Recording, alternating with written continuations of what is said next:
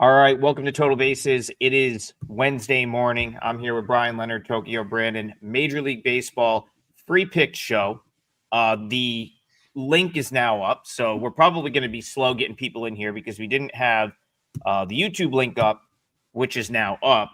So if you are seeing this on one of the other platforms and want to, ask questions and get involved with the chat, head on over to YouTube. The stream is up. Start firing those chat questions off because this show runs off the chat. You guys ask about a game, we're going to deep dive into that game for the next hour or so. So while we're waiting for people to file in, got to be honest, yesterday, bad day for me. 0-3, but it was one of those days where, 0-3 across all three different leagues for me. One of those days where if I bet 10 games, I would have been 0-10. So, looking back at it, the 0-3, maybe not the worst thing in the world. There's a couple spots I love today, one of which I'm probably going to make a 5% play. So, even coming off the bad day, I'm still pretty fired up. I see a lot of potential in this slate today. So, I'll go over to you, TB. How's it going? You don't have to talk about KBO this morning if you don't want, but how are things? I actually went 5-1 yesterday, and then the KBO came today. I had Lotte Giants -2. I took an alt line because I wanted a little extra profit there. They were up 10-4 in the 8th inning, and they won 10-9. So KBO bullpens. Yeah, KBO bullpens. They play like single A. But yeah, overall, can't complain. I'm plus 25% profit this week. And I'm number 4 overall in 2025. So can't complain too much. I got 2 MLB plays that I really like today that I put out 3% plays each. So hopefully I can get that damn 4% back. So it's time for this when that happens, right? How about you, Bryan? Actually, it turned out I ended up passing yesterday because the only game I released was the game that was rained out. And the worst part, and I still put it up for today because I still like it, but we lost 11 cents worth of value in that regard. And you're going to get that every once. It seems like every time I've got to play and it gets rained out and they come back the next day, it's the worst number. So what are you going to do? That's still a game that I really like. It's the early game, starts at 9:40, I believe, Pacific. But the rest of the card, as I do every day, I come in here without making any judgments, and hopefully I can learn from you guys as well, and we can exchange some information and get some more winners on the card. Bryan, that is on rainouts. Yeah, can I just make a quick point? Yeah, go ahead. Normally, when I bet something, it rains out, and I just auto put the bet back out for the next day. Usually, it's not a good result, but the Tigers the other day was a great result. They rained out. They came back the next day and just stomped. Who was it that they stomped? I forgot, but it was the Orioles. Mize. Yeah, Mize won that game for him. So if the Orioles were playing, there was a good chance they were getting stomped. So here's my thing. I think that's a terrible strategy, to be honest. Like overall, like you should not just be you should never just be auto firing the day after a rainout. Pitchers sometimes change. Bullpen usage is entirely different. With that being said, I will say that like the books are going to kind of tell you where they had that shaded though. They're going to go off of like if a bunch of sharp action came in on one side, moved it gets rained out. You can rest assured they're going to open it at the worst number. It happens in KBO all the time. The absolute worst thing is when you get a play you really like in KBO rained out, and then the next day it opens like 30 or 40 cents difference because they know you're just going to come right back and make the same play, especially if the starting pitching is the same. And they saw where all the money went the day before. Yeah, that's exactly right. They're smart. They understand where the money goes. And when they're opening up the lines, that's where they think money's going to go. And then when somebody proves the money goes that way, it makes total sense for them to do that. Danny Espinoza, people are liking our show. This is awesome. Appreciate you, Danny. Together, the best WagerTalk show. We like to think so. So thank you, Danny Espinoza. And I want to talk about something. I was in a conversation on Twitter this morning, but someone asked about this game. So we'll start here. And I lost the comment. How did I do that? It was right next to. Here we go. Kevin Piquette. Seattle Angels. Tyler Anderson looks good this year, but is he ready to decline? So before we get into the matchup, I was in a Twitter I responded to Zach Cozart's tweet on Twitter about, so he must have played for the Angels at some point. Of course, I remember Zach Cozart from the Reds, but he must have been in the Angels organization at some point, because he was saying, so basically the conversation, I missed this, but I don't know if Mike Trout came out and said something about the scheduling. And then it made me realize that, like, so these organizations, like the organization sets when they want to play on getaway day and stuff like that. And so I guess the conversation was based around the Angels putting their team in a bad spot travel wise. And this goes back to our conversation yesterday. We talked about travel. How do you handicap travel? And so the Angels, I guess they played a night game before they went to Minnesota, and then of course got swept. And then Cozart came out and he was like, oh, that's what they do. That they want to sell 6,000 more seats. That's just what they do. He's like, we would play a night game and then have to travel to Tampa. And he's like, it puts the team in a terrible spot. So this goes back to our conversation from yesterday. I mean, that's really going much deeper than what we were talking about yesterday. But you've got now ex-players coming out and saying, yeah, it was awful. Like, Angels would have us playing a night game because they want to sell 5,000 more tickets to a game. We've got to go play with no off day in Tampa the next day. So you basically had, and Trout made a comment about it. So you basically had a couple of pros validating what you guys were kind of all talking about yesterday with the travel. I thought that was very interesting. So I'll go to you, TB, to follow up on that. But also the Angels, I guess that's a good segue, because the Angels have looked awful since that, travel spot. Of course, last night they lose 5-3. So you can make a comment there. And then also, if you want to talk about Emerson Hancock versus Tyler Anderson, and answer Kevin Paquette's question about if Anderson might regress a little bit. Well, I'll make it pretty quick because I don't have a huge opinion on this game. Obviously, Seattle has the advantage here, but batting wise, Seattle, I have them including current form. I have them number 4 in all of MLB, where I have the Angels 29. Angels are just so bad at producing runs. I have the bullpens fairly even. I do have Tyler Anderson ranked higher than Hancock, but what's interesting is Hancock doesn't walk anyone. His strikeout walk ratio is way better than Anderson. So I definitely see Anderson regressing a little bit here. I have him ranked 14 out of 30 on a curve of 30. I don't think he's actually that good. I have Hancock ranked 24. So, but Hancock's balls to strikeout rate, which Bryan always says is the telling sign of a good pitcher, his is really good. So I had, what is it, 24 or something like that? So that's really good. Where Anderson's way up at 50. So I see Anderson regressing. But Seattle has the advantage here. But look, it's strength against strength, weakness against weakness. So I'm not going to play the game. For myself, as really interesting information. I've had the ability to talk to players over the years myself, just in chance meetings and seminars and things like that. Yeah, they'll come out and tell you what's going on, and they don't hide anything from you if you just come up honestly and ask them a question, something like that. And so I've heard about certain umpires as over the years, and it's just something that every team, if you search enough, and I know you do, Trig, you read a lot, and it definitely helps in that regard. As for the game, I talked about the WRC Plus yesterday. The Angels are at 83. Seattle's number 2 at 125. And when you consider Seattle plays half their games in this building, that tells you that this is a pretty good hitting team. It's just once they're at home that everything's going to go down, both them and the visitors. But when you take a look at the Angels here, their bullpen, their best players in the bullpen, none of them have been used the last 2 days. Kenley Jansen hasn't pitched since last Thursday, so he'll probably get in just to get in tonight's game. But Seattle right here at playing at home, playing very good ball right now. I'm not that big of a fan of the starting pitcher.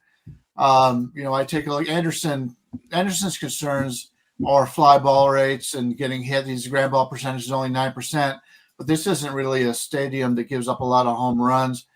Hancock comes in 7.71 ERA, 1.71 WHIP. That's just for his 3 games he started this year. But if you take a look at his numbers on the StatCast page, The only thing he really does is he's very good at not walking people, as was said by Tokyo Brandon. He's in the 76th percentile, but he can't get anybody to chase after his pitches in the 5th percentile in that regard. Expected batting average 13. This to me looks like a game that could go over, and there's not many times I will look to play a Seattle game over, but I'm looking to fade both of these guys. The total's 8. I see 8s and 8.5s out there, so do your best to try to get your best number on that over. All right, I think we did enough on that one. I don't have a I don't have a huge opinion on the game, so I'm gonna move on. It would have to be Angels or pass at this point, just because of where I see both of these teams going. But I don't know if I want any part of the Angels right now. So we'll go to Tim. He says, Adam, are we going back with the D-backs? So I have an opinion here, and I'll kick this over to you guys. I ended up, that was the one MLB play I ended up on last night after Bryan basically tried to talk me off of it on the show. I ended up on Arizona, and they got crushed. A couple big crooked numbers early for the Mets sort of put that game out of reach. Now, today I'm going to come back on them, but how strong this play is going to be is going to be determined on who's pitching for the Mets. I think, TB, it's going to be our guy Brandon Waddell, former Doosan Bear. I believe he's getting called up today to pitch. I don't think the Mets have announced this yet, but if that's the case, I think you have to like the D-backs to bounce back for a couple of reasons. One, right now, Corbin Burns was like -115. I would say that is much shorter than it should be based on that pitching matchup. Two, I mean, listen, like Waddell's throwing the ball okay at AAA, but this was a guy like he was okay in KBO. I don't know that he was ever dominant. I remember one of the seasons Doosan sort of passed on him, and he ended up back in Taiwan, and then he came back, and now he's been over here throwing the ball at AAA. But like we talked about D-backs and left-handed hitting or left-handed pitchers, like they're going to hit lefties at some point. Go look at what they've done against left-handed pitching the last couple of years. At some point, this lineup, many of which are the same players, are going to hit left-handed pitching. You had Peterson, who's looked really pretty good last night. Now you follow him with Brandon Waddell. I think this is a decent spot for Arizona. So if that ends up being the pitching matchup, I will likely be on the Diamondbacks here. Brian Leonard, what about you? The Mets wanted to use 2 other guys, but it's just not their time in the pitching rotation. So they'll probably go with a bullpen game. I would assume a bullpen game. I think if it's Waddell, he's getting the start because he's like a 5-6 inning. He's not like a bullpen guy. Okay. But continue. Okay. Well, Ryan Nelson's the only guy that was used out of the bullpen yesterday for Arizona. So they've got 2 straight days here where they've got everybody back, everybody rested. Martinez has gotten some pitching Saturday and Sunday, so hopefully he's over the dead arm period, which helps the bullpen. Shelby Miller's been in to replace Puck. I heard Puck, by the way, is only going to be out for he's not going to have surgery. He's going to be back. So that's a good, if everything goes well, that's a really good boost in the second half of the season for Arizona. But in this game right here, it's tough to know without who the Mets take. But like I said yesterday, they were 12-1 at home so far this year. Now they're 13-1. Burns has not been the same pitcher, and he did look a little bit better last time out, but he's still not a guy I'm looking to back. If there's anything here, I'll probably end up playing the Mets if depending on who they end up deciding to go with. Yeah. Burns, just like you said, Brian, he's not the same guy. He used to be an innings eater. He used to be an Iron Man. I have him projected to get only 15.5 outs here, which is 1 out in the 6th inning. He used to be one of those guys that you could count on to finish 7 innings almost every start. He's not that anymore. He's walking way too many people. His walk to strikeout rate is almost 50. Not good.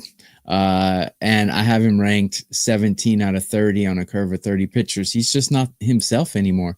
Mets, I'm not going to bet a side if I don't know who's pitching the game. So this is the difference between sports betting and blackjack. You don't have to play every hand. You can pick your hands that are dealt to you.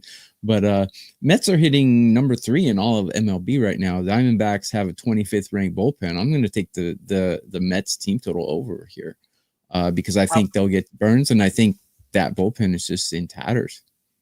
So I got a question for you guys regarding Burns, right? Because he has not gotten off to the best start, but last 5 years, his whip the last 5 years, 1.1, 107, 0.97, 0.94, 1.02. It is April 30th.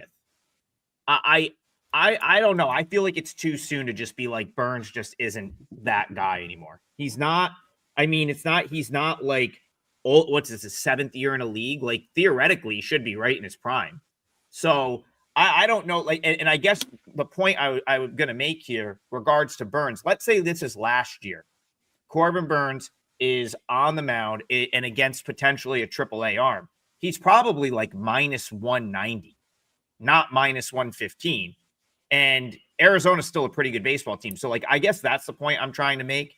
I'm not like, I acknowledge what Burns has done to this point, but I don't know. Are you guys just that ready to sort of say that he's not the same guy? I'll go back to Bryan.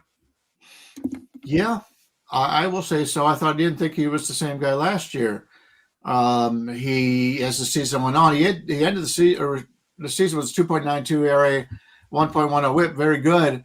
But if you take a look at his strikeout to walk ratio, he went 194 innings, 181 strikeouts. He's not the same pitcher that he was before from a strikeout percentage. You take a look at his numbers from this year, he's in the 5th percentile of hard hit rate, 13th percentile in average exit velocity. He's getting hit hard. And other than his chase percentage, which is still there at 75th percentile, it's not the same pitcher. It's not the same guy that you saw back in Baltimore last year. It's not the same guy you saw before that. He's just a guy that is getting a little bit older. He's only at 30, but still, that was a lot of innings on his body when he was younger. And we've seen that out of a few guys. We see that out of a few guys out there right now that are in that same basic age range where they got through a lot of pitches early and it's starting to catch up on them. I want to be ahead of the curve before being behind it, basically. It's a great point, TB. I'll let you wrap it up. But Steven Lambert, that's my boy, Steven Lambert. We went to a Grand Canyon basketball game earlier this year together. Shout out to Steven. He says you're looking dapper as always. But so another great outfit that you've put together. And why don't you wrap up the Burns, Mets, Diamondbacks conversation for us? Yeah, Andrew Heaney's better than Burns. Let's just flat out say it. He is right now. No bar, for sure. That's where we're at. So not yesterday. Not yesterday. Yeah, I can just about guarantee that Andrew Heaney will not have a better season than Corbin Burns. Like I still think Corbin Burns battles his way. I agree. To like I'm just saying. Sometimes you gotta cover the logos and names and just look at what they're doing. Yeah, take another swig of the Fireball. David shout. Yeah, it says Brandon that's a Fireball comment right there. That's a Fireball comment right there. My plays are out already. I don't have to use my head anymore. Yeah, I was gonna say you're approaching you're approaching about what 11 p.m. right now. Yeah, I think exactly 10:30. Yeah. All right, let's go. I wonder if our guy Durko must have made it to the game no problem yesterday in Pittsburgh because they played. So I know that there was some impending weather, but the only thing that the weather cost us yesterday was Cardinals Reds, who someone in the chat said, yeah, I had a good number and it got rained out. We already kind of talked about that. Let's go to Roger Long in the chat. Roger Long, do we like the Cubs to beat Skeens? So Bryan Leonard made a great point yesterday. Had a stat that I would not have had off the top of my head about the Cubs. That was the first time they played a team with a losing record this year, and they did pretty good. So they're back again. Pirates still have a losing record. Although Skeens is not today, right? Yeah. Skeens is Thursday. Is that the case? Is that right? All right. So not today. Yeah. So I mean, listen, I have no comments on a game tomorrow yet. But we're not going to be here tomorrow. So if anyone wants to comment on that, that's fine. But let's focus on today's game. We've got Matthew Boyd, Carmen Mlodzinski looks like is going to be the starter for the Pirates. I'll start with Bryan Leonard. Do the Cubs just continue their dominance at PNC Park today? I would think so. Obviously, extremely better hitting team. Boyd, I liked him when he was in Cleveland last year. He's a lefty.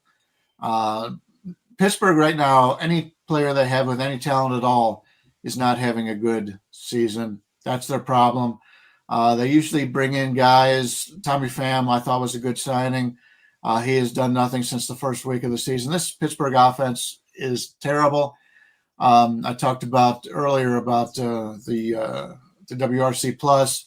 Pittsburgh's down there at 83, or making that 78, while the Cubs are up there at 124. So the Cubs are legit. You look at their lineup 1 through 9. The catcher is having just a tremendous season when he was basically relegated to splitting starts last year in an opposing club. So Pittsburgh's not a team I'm looking to be on here. It'll be on Chicago one way or the other. I don't know if it'll be first half. I'll try to get the best number possible, but Chicago, why stand in front of this train right now in Chicago? It's just playing so well. And in Pittsburgh, other than O'Neill, who's been hot lately, hitting a few home runs, that's all they're getting. They've got nothing offensively, and they used their best bullpen guys yesterday. So not a team I want to be on. I'll be on Chicago if I'm on that one at all.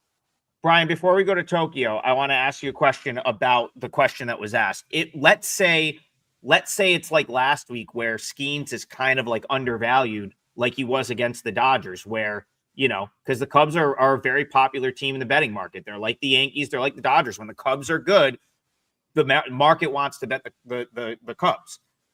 Does that entice you to play Skeens at all tomorrow if the situation, of course, presents itself? Yeah, it would all depend on what the line is. Skeens is, I've always been told, the defense and starting defensive and pitching wins in baseball, and it does once you get to the playoffs, especially. If you've got a guy as good as Skeens and he's having a good day, I don't think there's anybody out there that he can't beat. So the problem is we get a range of values when we're betting on a team, betting on a starting pitcher, and you have to decide on, out of that range, how good does he have to be? Does he have to be 100% to win this game? Does he got to be 80%? And how many times has he been 80% once he's pitched? That kind of thing. So without knowing the number, it's hard to tell. But he's one of the guys out there that can beat anybody at any time. And we've seen that out of many players in Major League Baseball, but he's very consistent in doing so. Yeah.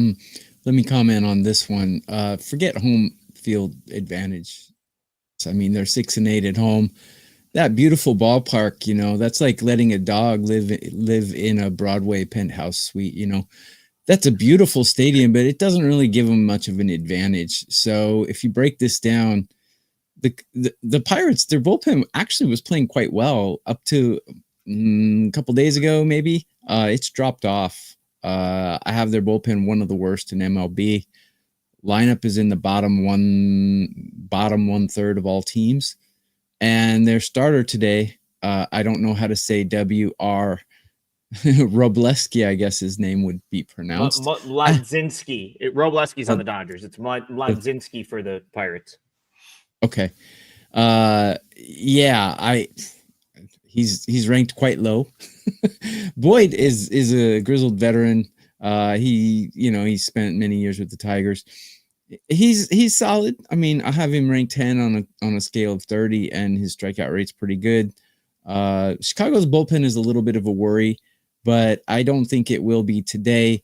Like we've talked about in previous shows, the Cubs have amassed all of these wins playing against the Dodgers, the Padres, the Phillies, Miami. And Miami is not the greatest team in the world, but they're not the Colorado Rockies. So Cubs are a lot better than their record, in my opinion, and I don't think they'll have much problem today winning this game. If 175 is too much to stomach, you could parlay it with the Braves, perhaps. Might be a good play.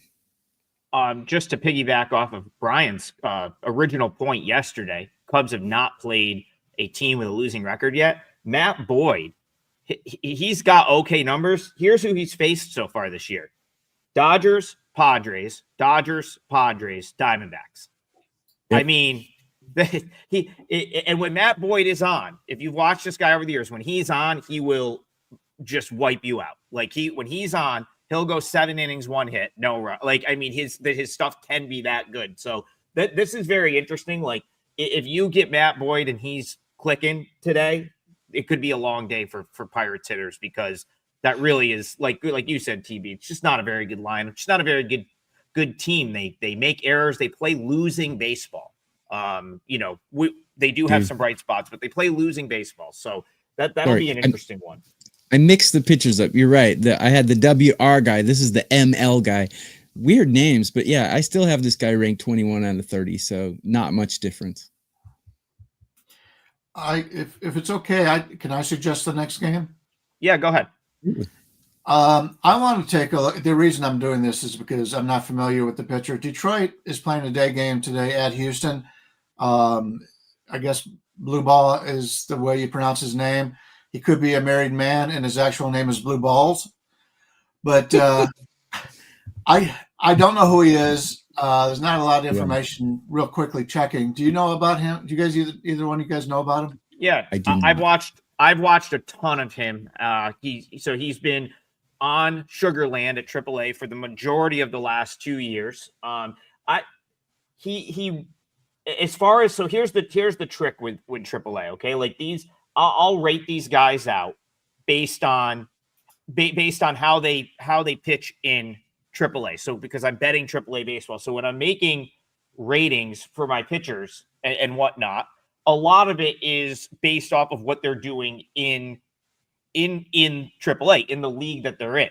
The challenging part is, and as you guys know, the challenging part is trying to project if their stuff plays at the next level, because we've seen this, and I'm just trying to find where my number is for this game, which I now have. So we've seen this a bunch, right? Guys get to AAA, and we see it with hitters too. Guys get to AAA, they rake, they get called up, they struggle. Guys get to AAA, they're pretty good throwing the ball, like Brandon Waddell, I was saying earlier. Like, I think a lot of these KBO guys are great examples of this. They go over to the KBO, they get back into organizations in MLB. They typically do well at the AAA level, and then only a very few of them do well in the big leagues. So Blue Ball, like, I don't mind him, like, when I'm, in the context of AAA, when he pops up. Is his stuff going to play at the big league level? Like, I'm not sure. Like, in this game, I don't know that I would, like, take a shot with him here. I trust Job more at this point because I've seen more of him at the big league level. Like, I wouldn't be that surprised if Blue Ball got blown up. He's gotten blown up a couple times. If you go back to last season and this year, like, he's like not had it a couple times at AAA, and when he doesn't have it, he gets crushed. So this is a tough one because of all those things. I think if we're just talking pitchers here, 2 young guys, Job is the more trustworthy option at this point. And based on where the price is, it's probably the way I would lean in this game. My question would be, why? Because the line is gone. It's bounced around. The first shot, when they put it up, went towards Houston. Now we're getting some buyback on Detroit. You would think Detroit has been a better team this year than Houston is. They've got Job out there. I know I don't like his strikeout to walk ratio. He doesn't strike anybody out at all. But for them to make Houston pretty decent, to me, a pretty decent sized favorite here, it seems like somebody out there seems to like him. Or do they just like Houston? Because, Brian, like Houston, the last week or so, Houston's been getting slammed every day. Yeah. The sharp guys are all over this Houston team every single day. And I think, just going off of memory, I think they've done well, because I think Houston's done okay in that regard. So, at some point, though, the market's going to, and especially if these books are getting smoked by like sharp money every day, they might just be trying to move it because they know sharp guys are not going to take that number. So they might just be trying to beat them to the spot, in which case would maybe generate a little value on the dog. As far as Blue Ball's concerned, at Sugarland this year, 235 batting average against is not horrible. Last year, 247 batting average against. Like his about a strikeout per inning. So like I said, he's done pitches in the PCL. It's not easy. So he's done well at AAA. I'm just going to base my mind off the eye test so far. I don't know that he's better than Joe. And so I wouldn't lay a premium with the Astros here. That's just kind of what my gut is telling me not to do. I got a question or a comment about Joe. Be very careful about this guy because although his numbers look good on the surface, if you dig deeper, this guy is about to regress and get tagged, in my opinion. He's got one coming. I would agree with that. Someone's going to blow him up at some point. Be careful betting him. Astros, pretty much the only thing they got going for them in this one is the better bullpen. But yeah, there's other games to play in my opinion. I mean, Tigers have a very, very good bullpen. So I don't know if I would say the Astros have the better bullpen per se. Like I've had the Tigers ranked top 5 bullpens all season long. I have them 15 currently. Go ahead, Brian. I just wanted to take a look. Josh Hader's pitched the last 2 days. Bryan Abreu the last 2 days. King 2 out of 3. The back of the bullpen may not be fully available. I know it's only been 20 pitches for Abreu, but Hader, how many times does Hader go 3 games in a row? I remember back before he came here, he wouldn't pitch 2 games in a row. He has the ability. It's only 30 pitches, but he may not pitch tonight for Houston if it gets down to it. And on an off topic, I was watching the videos, yesterday's video myself, and I noticed my head's going back and forth. I'm looking here, I'm looking there. I just want to let people know I'm listening to what these guys are saying. I'm always listening to what these guys are saying, but I'm also checking other websites, trying to get any new information out there, and like the relief pitchers available and things like that. So your sunglasses. It's not like I'm ignoring them and I'm disrespecting them. I always listen to what say. Listen, you'll see me look down. Like at the time we're literally doing this show at like arguably the biggest moving hour for numbers and stuff like that. Like 9 Eastern to about 11 Eastern is when a lot of stuff pops. Starting pitchers are announced and stuff like that. So yeah, I'm doing it too. I'm looking at my phone. I'm looking at a screen right here. You're just gonna have to deal with that. It's just the time we're doing the show. There's too much moving. And also we don't script this show at all. We're just playing off of your comments, what you guys want to talk about. So I'm in the same boat. So I'm glad you brought that up. Phantom Picks. He likes the Vermont Catamount shirt. Shout out Vermont Catamounts, Burlington, Vermont. That's the shirt I'm wearing today. And I also wanted to go to his question. He said, "What up, fellas? How do we feel about the Cards?" Well, why don't we just talk about the doubleheader? Brian, I'll go to you. So you touched on it first. You had a play that was rained out yesterday. You said you were going back to the same play. It looks like game 1 is going to be Singer versus Michaelis. So why don't you start us off here? And if you have any comments about game 2. Yeah, I released this to 129 yesterday, and now I'm seeing 150s. I played Cincinnati. I still like them, but the line's getting up there where it's getting a little bit close to where I would quit it. I think a 160 was the number I gave to clients, played up to 160. But we've talked about that a little bit. St. Louis just looking to fade Michaelis. Singer's been much better at home, and I thought it was a terrible number yesterday, and now it's showing that, yes, it is a terrible number. And regardless of what happens, if you could beat that number by 20 cents, you're betting the right side in that game. I do want to kind of touch on the second game. Steven Matza talked about that a little bit yesterday. They decided to put him back into the rotation. I've always thought he's a pretty good pitcher, but his numbers won't be nearly as good as a starter as they were as a reliever. But Petty is going for Cincinnati, and he is one of these guys. He's very young. But he's the starting pitcher in the second game tonight. I've heard a lot of good things from him. Excited to see him pitch. The only problem is he's pitching against a seasoned veteran here in a really hard place to pitch in. We saw what has happened with the Colorado's pitcher that was their future ace. He's gotten blown up no matter where he's going. He's not ready for it.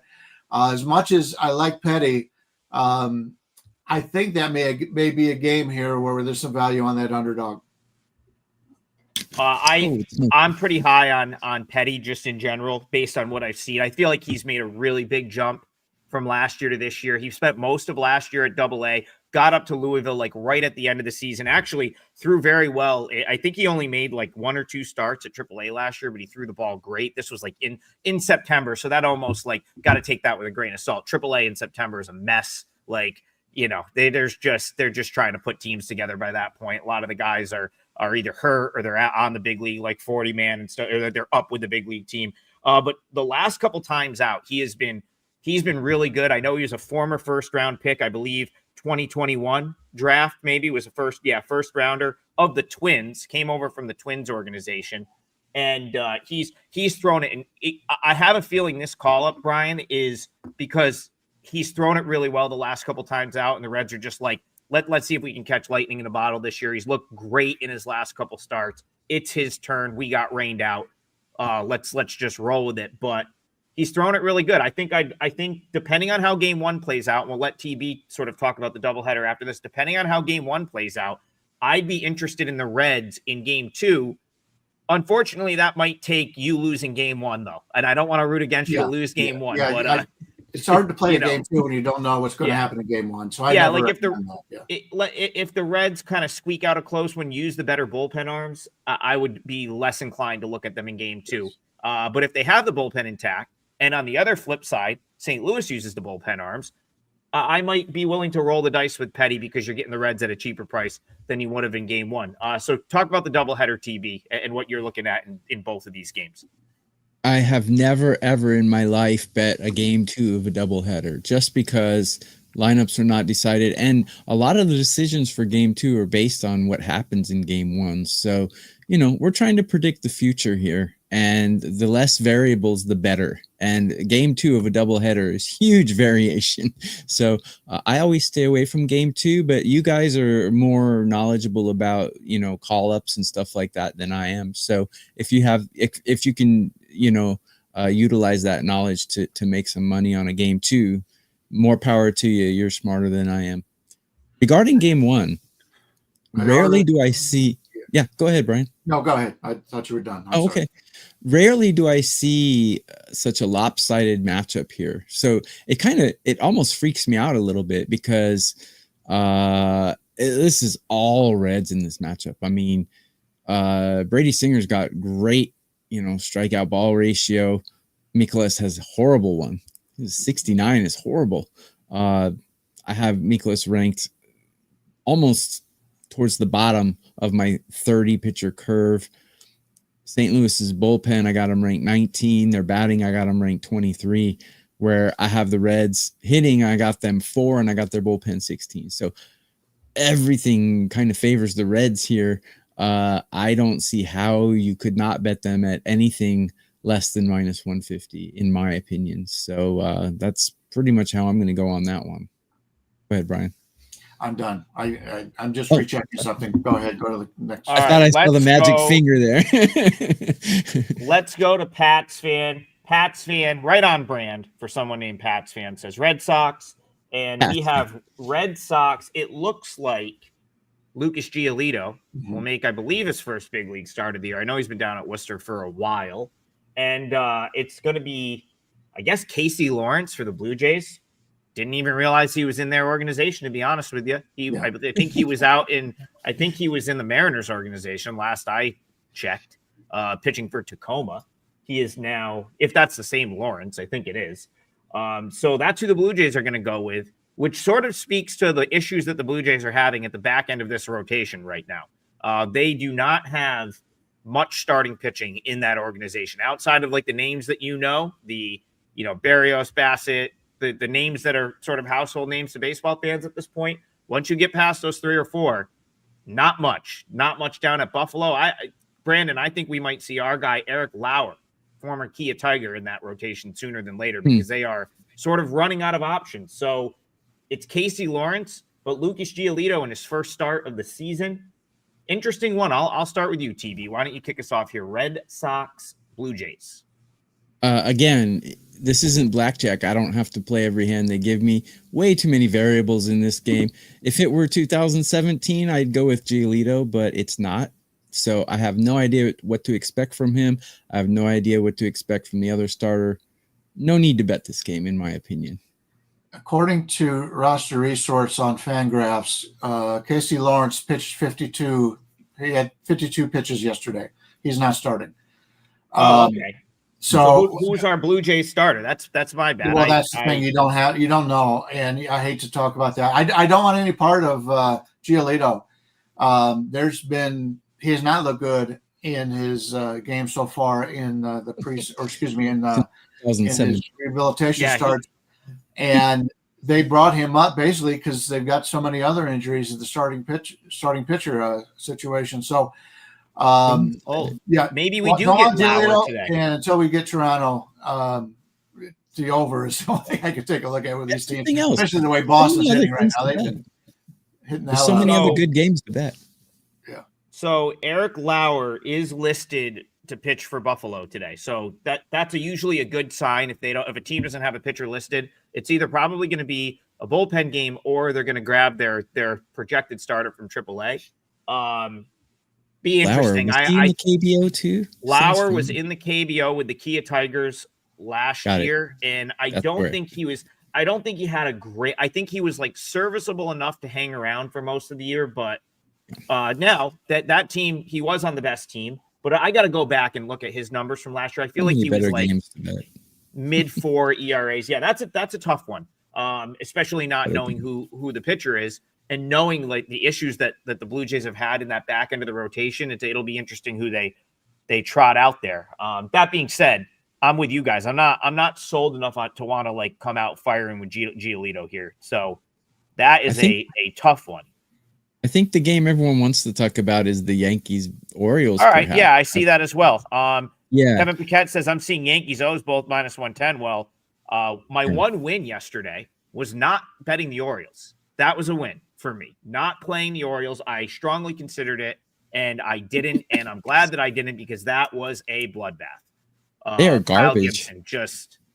It's tough, man. I mean, you think here the Orioles finally have a different starting pitcher. It's a veteran guy in Kyle Gibson who has really good numbers in his career against the Yankees, and he just gets absolutely throttled. They just can't. The Orioles just have no pitching. And now the Yankees are going to get Povich. Man, as badly as I want to jump in with the Orioles in some way, thinking that the offense can get going, I just can't back any of these pitchers. All these pitchers are terrible that they're trotting out at their daily basis. Sugano might be their best guy, TB. So why don't you kick us off there? Like, what do you even do with this right now? Because do you want to bet Carrasco either? Is it going to be another run fest? Sugano's their best guy, and he's like striking out one batter for like every 7 innings or something. If the Orioles are going to win a game against the Yankees, it's going to be today because Carrasco is just so horrible. And I hate to badmouth a guy who's battled so hard to come back from lymphoma. Man, what a warrior this guy is. I have total respect for him, but he's pitching horribly this season.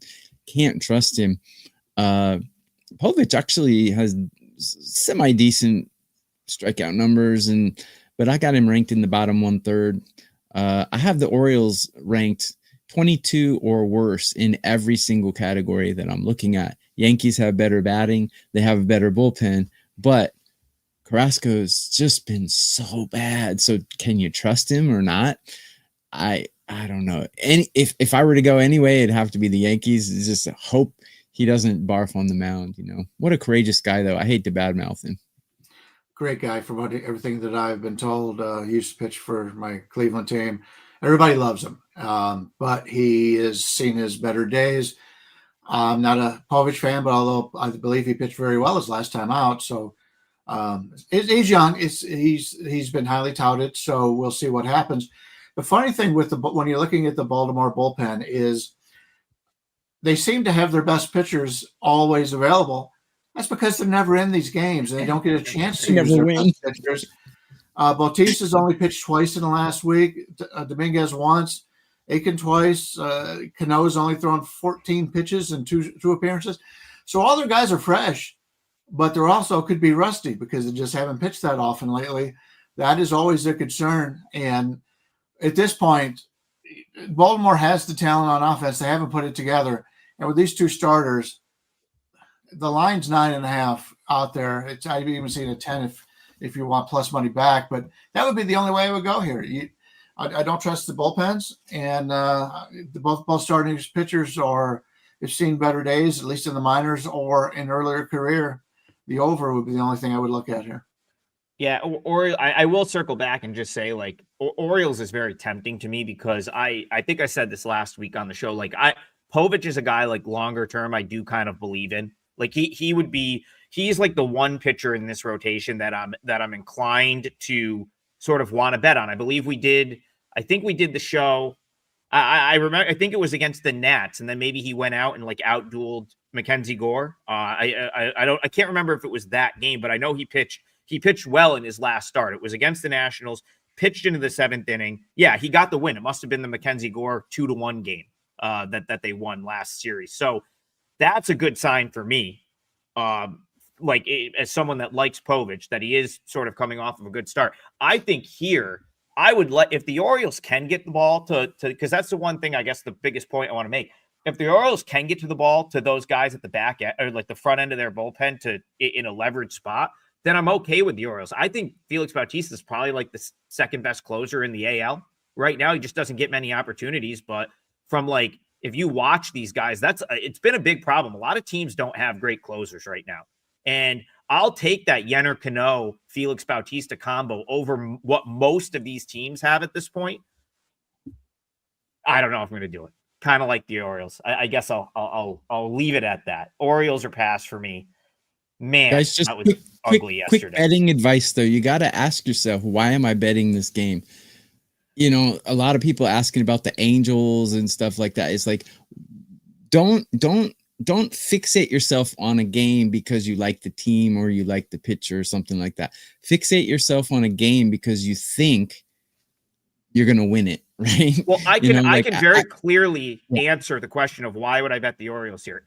Think they're probably. I'm not talking to you, Adam. I'm just talking about the chat. No, I know. I'm saying, like, I can answer clearly every reason why I would bet the Orioles. The only one I can't answer is, do I really want to do that, or do I want to find a different game to bet? But the Orioles check a lot of boxes for me today. That Rebel Dog, I never said I like St. Louis. What are you talking about? I said I love the Reds. I said it's so lopsided in the Reds' favor. Jack Falk, we did it. Not a childhood best friend pitching in the Houston-Detroit game, but we did break that down pretty much in detail. So you can go back and find that. That was Houston and Detroit. We did a pretty good breakdown of that. Slick Vic, we also I see people still asking for the Mets. That's, we did a pretty good breakdown on that one as well. Not sure who the starter is going to be there, but we'll see about that. We went pretty deep into that game. Roger Long kind of echoing TB sentiment. Quit betting on those lousy underdogs. Yeah, there's some bad ones this year. Do you guys feel like the Rockies aren't getting enough publicity for how bad they are? Like, I feel like everyone was dragging the White Sox last year. People couldn't tweet enough about it. And the Rockies have been worse, and like no one's talking about it. So I don't know. What are your thoughts there, Bryan Leonard? And do you have thoughts about Rockies Braves at all? I haven't looked at the Rockies Braves as of yet, but I liked the Braves yesterday. You can't play Colorado right now. I talked about that yesterday. Dolander was the one that they brought up. Is supposed to be their one guy that could pitch in this building, and he has not yet. He is getting bombed on the road and at strikes. Home. Can't throw strikes. Yeah, can't throw strikes, and we got another. Hopefully, we'll get to this before the show ends. But Kansas City's got Cameron on the mound today, a lefty against Tampa Bay, big underdog price, and I've heard a lot of good things about Cameron. But we'll have to see. If Tampa Bay plays like I watched the game yesterday, and the wind was blowing in. When the wind's blowing in, anybody can win. When the wind's blowing out, I don't want a rookie pitcher out there, and that's what that's supposed to be for. So that's all I have to add on that. So it's just not much. TB, why don't you stay on that game? Yeah. Okay, I was going to say take your pick, Braves Rockies or Rays Royals, and then we'll go back across and talk about the Royals game. But both of those games, say anything you want to say about either. Sure. Braves Rockies. How Chris Sale's not exactly himself this year. I have him ranked right around the middle of the pack. Well, no, yeah, I got him ranked right around the middle of the pack. He's got a 5+ ERA, but it's April. He'll come. He's talented. He's too talented not to come back to reality. And then how could you possibly take the Rockies in this game? I just don't see it. Braves have better hitting. Bullpens, yeah, Colorado's bullpen, they do have some arms in their bullpen. They're not atrocious like the Orioles or anything, but still it's advantage Braves in the bullpen as well. Starting pitcher, hands down.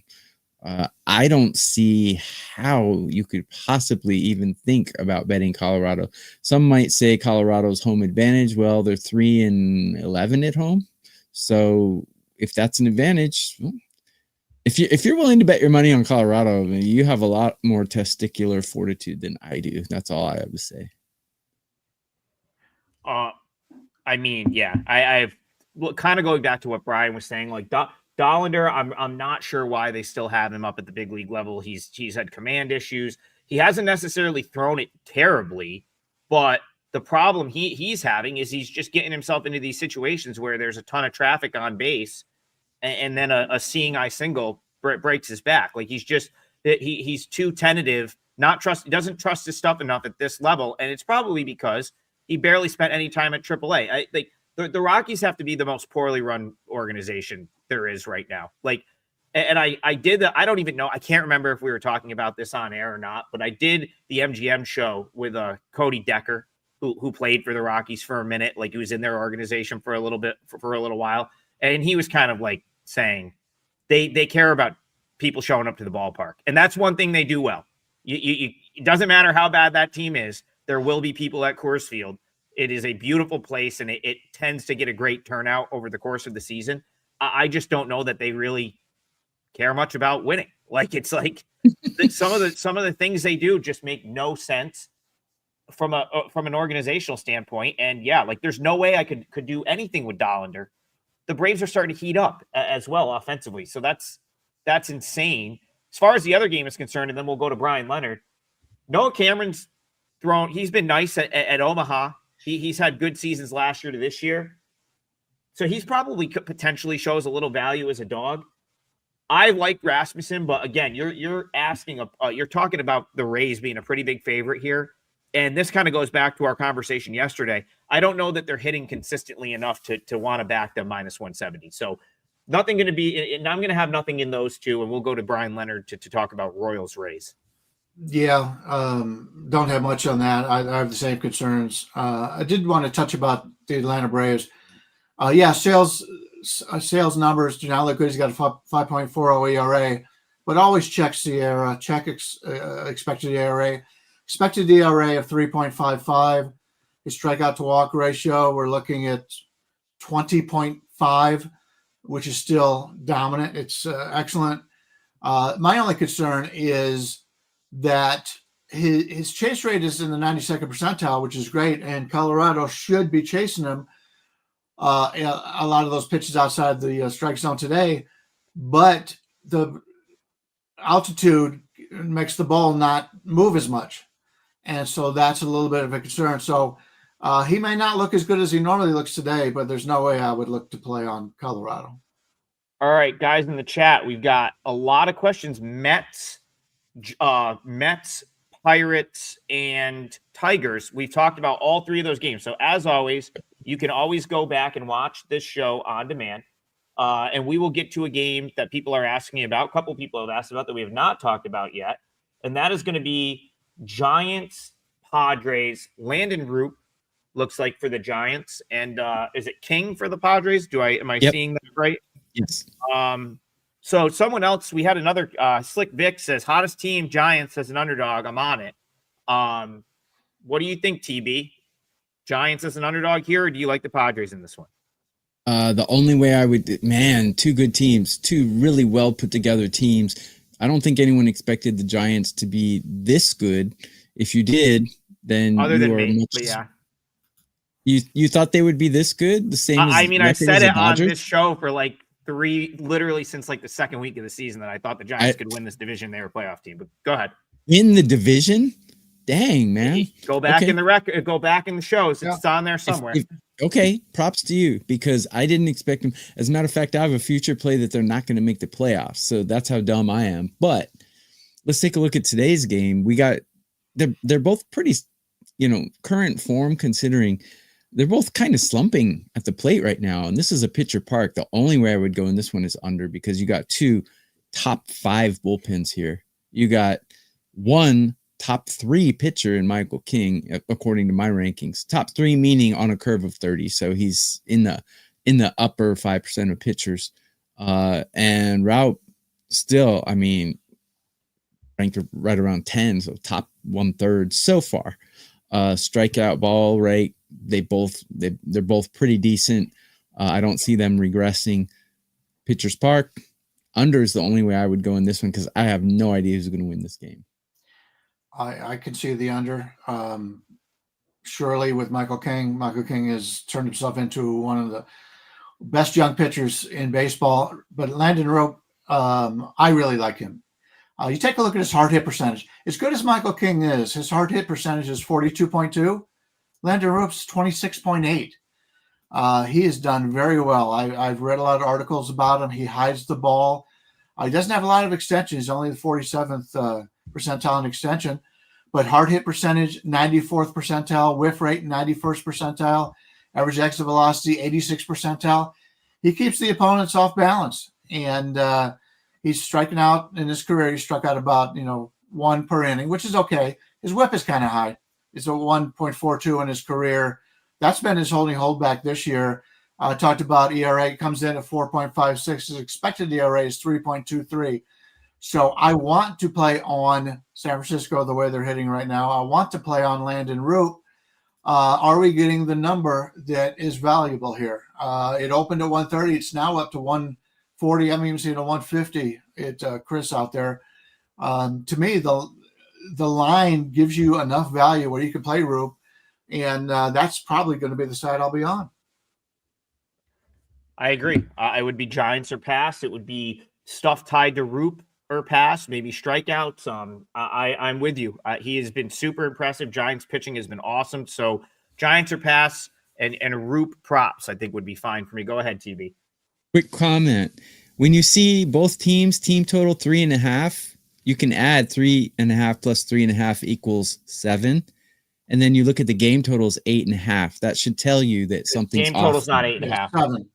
Game total 7. Yeah, it's 8.5 on ESPN. It's 8.5. While you watch ESPN, we have got Odds Logic is our own line service. You gotta have Odds Logic. It's free, people. You gotta watch it. You're seeing an 8.5 for a total in this game. You should be maxing the under at any dollar you can get on that. I hear you. Yeah, ours is 7. Yeah, I was going to say I was a little surprised it was 7. I thought that the total might be. I thought this might be one of your rare 6.5 totals. Mm-hmm. I was a little surprised. We saw a 6.5 like 2 days ago or yesterday. Yeah, we saw a 6.5. I think it was Seattle or one of those games. But 7's a little dicey. If it's 8.5, it's like bet your mortgage. Interesting comment here.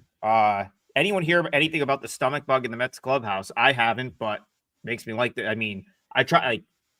Again, I think this stuff probably happens often, and you don't hear about it. And it doesn't really, it's a little bit different than like a stomach bug going through a college basketball locker room and taking out 2 of the 5 like starters, and then the next guys on the bench are not guys that can put the ball in the basket. Like typically this stuff in a big league over the course of a big league season, not that big of a deal, but it's interesting. I have not heard anything about that. Go ahead. I will say it's gone around the entire country. Last night, I know this is a baseball show, but the hockey game, Vegas and Minnesota had to pull their goalie after 2 periods because he was sick. I know it went through the Boston clubhouse about a week or 2 ago, and it went through Cleveland's clubhouse also. So it's something to keep in mind, but without knowing who it is and, if they're in the lineup or not, it's tough to handicap. Kyle Nick's comments on a game, Guardians at home versus the Twins. I didn't even – they actually played this game yesterday. I mean, this was not a game I bet. So what time did that game start? 10 o'clock? It was about a 3-hour wait. They actually came out and the starting pitcher started warming up, and then they put it back on again. So it was a long wait, which really surprised me because Cleveland still brought him back out and he pitched well. So it was a good game for Cleveland pitching wise. Offensively, they didn't hit very well, which is typical for this Cleveland team. Minnesota in this game against Cleveland, Lopez is back going against Ortiz. Ortiz is one of those guys that your bookends are low or high. I've seen a lot of good stories about the changes he's made since he's come to Cleveland, but he's so inconsistent. It's tough to back, and Minnesota's team is just starting to hit right now. So I would play the road favorite if I played anything at all in that game. And by the way, Class A is back as the closer spot. They gave him like 1 or 2 games where they let him set up, but now he's back at closer. And so we'll see what happens. My numbers absolutely love the Twins in this, but like Bryan said, yeah, Lopez is a little inconsistent. However, inconsistency is not the worst thing in the world when you're facing a lineup as bad as the Guardians. So I think he'll be okay. I think he'll escape with little damage here. And the Twins bullpen currently is performing, I'm talking middle relief, is currently performing better than Cleveland's right now. So my numbers love the Twins here. Not sure if I'm going to play it, but yeah. I'm very much with you. My numbers really like the Twins, and this might be stupid, but like I can't get over the Luke Keschel injury. Man, that is so I think I'd be like riding the Twins almost on like a day-to-day basis right now if he didn't get hurt. So he was, of course, their prospect that got called up, was hitting like 360 in his first week in the big leagues, and then breaks his arm. And but you got guys coming around. Buxton's coming around. I think Correa's got his average back up over 200. He's back in the 3-hole. Brooks Lee is a guy that I've been higher on for a couple of years now. He's hitting for power. His average is back up about 30 or 40 points. I think it's 50. Actually, he was hitting like 200 when we did this show, I think on Friday of last week or one of our last shows last week. He's now up to 256. So you definitely see some signs of life from this lineup. I still don't think it's a particularly great lineup, but they are starting to do something. And then, the pitching, like I've always said this about the Twins, bullpen-wise, they're kind of another one of those teams where if they have a lead, they're going to be tough. They can get the ball to Duran, Griffin Jacks. I think Brock Stewart's back now. That was someone that their bullpen kind of fell off a cliff when he got hurt last year. They had no sort of middle relief depth. Now they do have some depth in those middle. Colombe is a guy that they picked up. So the Twins, I think, are projecting favorably, and I'm with you, TB. My numbers very much like the Twins. So this is one underdog price. I would not be able to talk you off the Twins as a dog here for sure. Let's see if we can. We're a little bit over 10, but you know what? It's all right. We're rolling along here. Maybe get one more in before we have to go. Brian's gonna get cranky if we go too much over though. He's got to do his numbers. Do one more game. That's fine. Yeah, we'll go one more. While I'm looking for one more game, why don't you guys promo anything you've got up for today or what you might be looking at for today at WagerTalk? I'll go first, I guess. I got 2 MLB plays that I really like up. You can get them getting my 3-day pass using TB3 at my site at WagerTalk. 3-day pass for $39. Today, tomorrow, the next day, Mexican baseball, KBO, everything included. Bryan. I've got the same game I used yesterday, which is Cincinnati. Excuse me, Cincinnati in the first game of the doubleheader, but the line is getting a little bit out of hand. Other than that, I'm still working on the card for today. Yeah, I've got 2 plays in Major League Baseball, one of which I'm probably going to make a 5%er. I did not have a good day yesterday, but I was 3-0 on 5% plays last week, so I've got a nice little 5% run going. But more importantly, this is the final day for my full season MLB. It's up at a huge discount, comes out to about $2 a day. It's more than 50% off of like what our full season price would be. So that's the way I would point you. I already have one play locked in, but there is a good chance within the next hour or so that will have a 5% play up for today. So let's go with, I'm trying to find one more We said we'd give you one more game. We will give you A lot of one people more asking game. for White Sox. There's also Yeah, that National was it. Phillies. Let's go National White Sox. Phillies. I saw two comments for White Sox. I also want to read the comment that's on the screen. Thank you, fellas. The show is helping me become a better handicapper. That is the point. It's more of a show about like trying to make you a better baseball handicapper than it is just like giving out picks. So I'm glad that's what you're taking from it. And we'll finish up there. So Brewers, White Sox. Shane Smith's a guy I like. I had a game I deserved to win last week with Shane Smith on the mound. I had White Sox plus 1.5. It got canceled it got called after 7 innings, which is a stupid rule, but it ends up going as a push. But the White Sox won that game 3-0. Tobias Myers recently called back up. He spent the first few weeks of the season down at Nashville coming off of an injury. He's a guy I've liked over the years, but I see where the guy I lost the comment in the chat, but he was kind of alluding to the fact that maybe some value on the White Sox. I could get down with that. I do see some value on the White Sox here. Not sure that's how I want to play it. How do you want to play it, Bryan Leonard? I agree. Shane Smith comes in 0.95 whip, 2.30 ERA. He's been a little fortunate to be able to put out those numbers. His run value is in the 97th percentile. His off-speed run value, 98th percentile. But the problem he has, he's still getting hit pretty hard, 24th percentile. His chase rate is in the 10th percentile, which means that if people just start to wait him out, he's going to struggle a little bit. But I still, even with all that said, I still prefer that over Myers coming back for his first start off of an injury.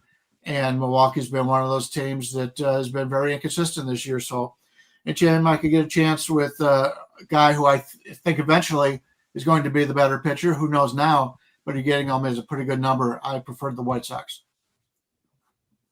Yeah, Myers, 1 start, 4 walks, 2 Ks. That's horrible.